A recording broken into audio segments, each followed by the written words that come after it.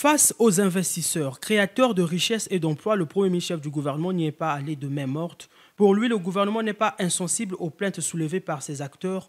Avant de renchérir qu'à la suite de ces échanges francs et directs, le gouvernement prendra des résolutions supplémentaires. Supplémentaires parce que des efforts fournis sont palpables. On va organiser, dans les meilleurs délais, un atelier d'appropriation du régime de partage de production.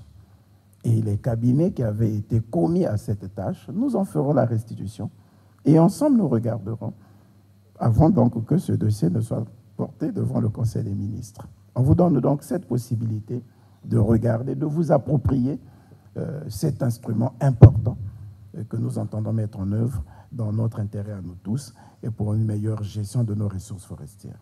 Une task force sera mise en place pour faire le suivi des recommandations de ce dialogue public-privé. La démarche a le mérite de créer des passerelles.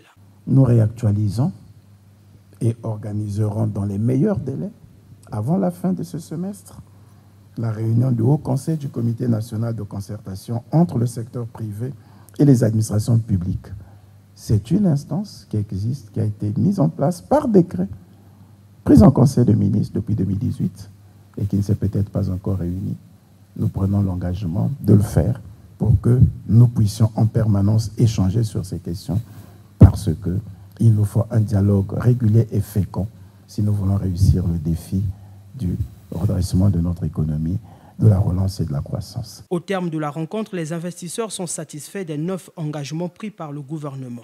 En tout cas, on est totalement satisfait. Quand je dis « on », c'est la majorité des entreprises présentes ici.